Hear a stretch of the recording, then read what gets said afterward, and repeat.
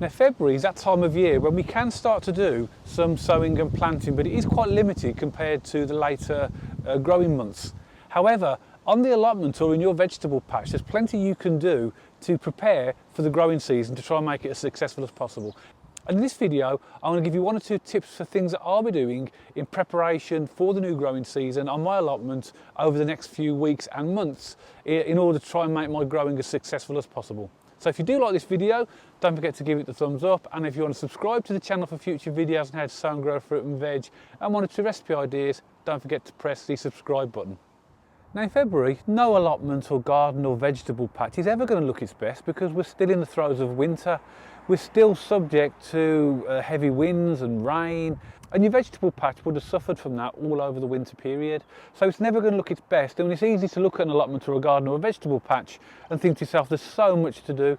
But of course the reality is it's a case of prioritising what you need to do first based upon what you're planning to grow and when. So bearing in mind all of us have different sizes and shapes of plots. This is quite a large allotment, but even if you have a small vegetable garden, it helps to prepare to try and maximise the space that you've got available. So even though this is large, the space will fill up really, really quickly when I start planting veg out a little bit later in the year.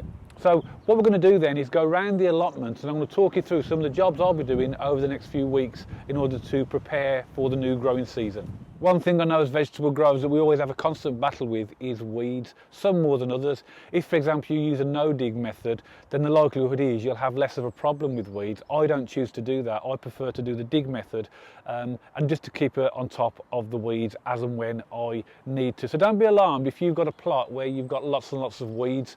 And you may compare yourself to what you see on other people's plots on other videos, etc. But don't do that, because those people who have got those plots with no weeds have spent an awful lot of time and effort in clearing the weeds. What you can see on my allotment as I take you around is a lot of weeds. I'm going to show you exactly as it is. I've done no preparation before this video. I've done no tidying up or anything. I've just arrived at the allotment this morning. I'm going to take you around and show you some of the things I'll be doing, and you're going to see a lot of weed. But over the next few weeks and months, we'll get rid of those and deal with them as and when they grow, and they'll continue to grow, and I'll continue to deal with them. So don't be alarmed if you've got a vegetable plot that's got loads and loads of weeds. It's all doable. So just so that you can see how my allotment is today at the beginning of February, the shed is the left-hand corner of my plot, then you have the compost bins, and then where you see the grass at the far-hand side and the slabs on edge, that's the border of my allotment of my vegetable plot. And then you have my poly house, which we built last year, and then nearest to me, nearest to the camera, is my soft fruit area where I've got raspberries, rhubarb and strawberries. And as I said, it never looks the best at this time of year, and you think to yourself there is an awful lot to do. So I'm going to show you now some of the jobs that I'm going to be doing today and over the next few weeks, getting ready for planting. So firstly, if you're growing raspberries, then this is a really good time of year to prune them back. There is a video on my channel showing you how to do this and how to maintain and grow raspberries, including pruning. So I'll put a link to that video in the comments below. But what I'll be doing today is, I don't know if you can see on the video, you've got sort of a difference here between some darker brown and lighter brown raspberry canes. And what I'll be doing, I'll be cutting the lighter ones down to the ground, but leaving the darker ones in, because the darker ones are or would have been primer canes which grew last year and now fruit this year. So to prune the raspberries, I'll be cutting the lighter canes down to the ground. And again, as I've said, have a look at the video, check the video out on my channel to show you how to do that properly. Now this area you can see here directly in front of my poly house is where I'm going to put my potatoes this year. In previous years, what I've done, I would have dug the area about a month or two before and prepared the ground ready for the potatoes. But what I'm going to do this year is I'm going to wait until about a week or two before I plant the potatoes, and then I will put the potatoes straight in. That means that the ground will be perfectly ready at the right time, and then it reduces the risk of initial weeds growing as well in the meantime, because obviously I'll dig those out just before I put the potatoes in. So all this area here that didn't have anything in it last year, because I used that as a building space for the poly house, so it was completely fallow, which means that it didn't have anything growing in it, is where I'm going to put my potatoes this year.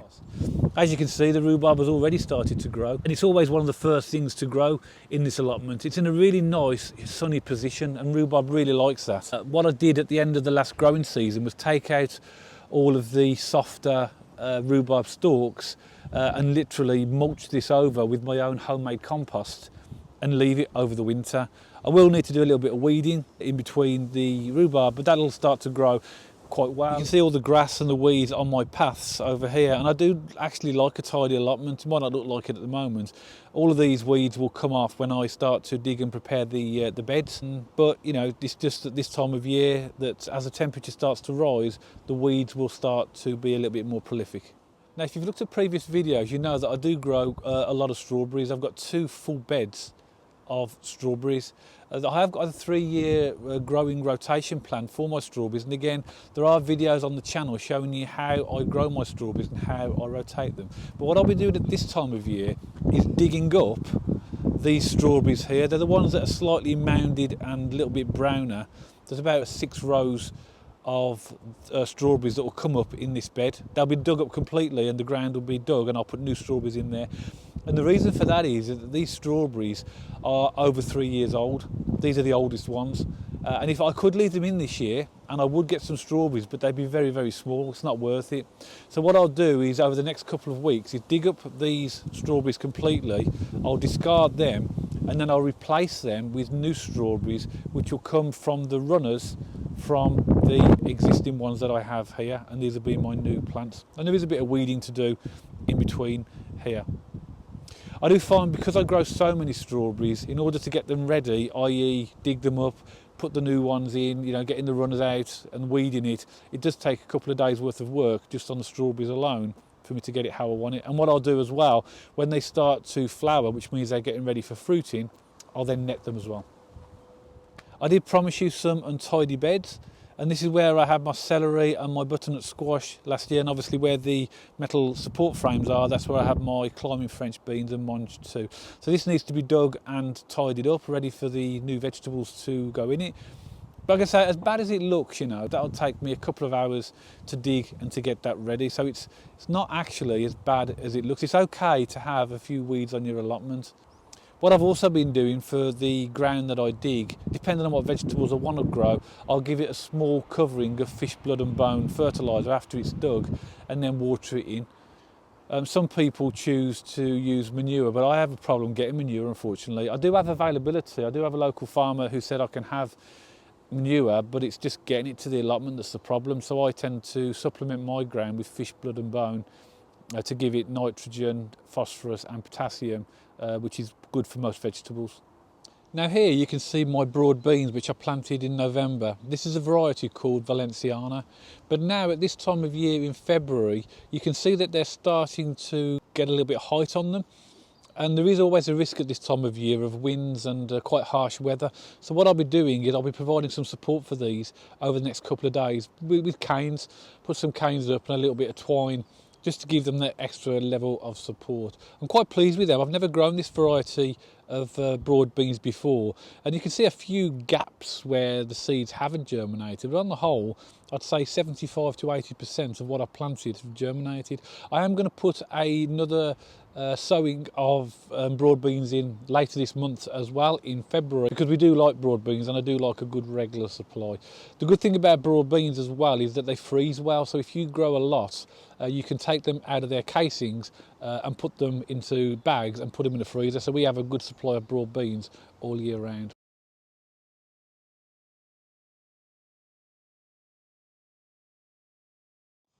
Now, one thing I've always said on this channel is that I'll show you things exactly as they are, good and bad. And I did a little experiment at the end of October, November by planting some spare turnips and some swedes outside without any netting, just to see how they will get on.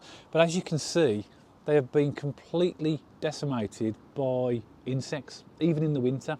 That's actually surprised me. Didn't quite expect that. I don't know why, but I just didn't. I have got some turnips on there though, so they have grown. I've got some small turnips which I'll be able to use, but not as successful as I'd want them to be. That's telling me then that if I want to grow turnips and swedes over the winter period, then I still need to net them. So under the green netting is where I grew my kale last year, and that was very successful, and that gave me many months of harvest.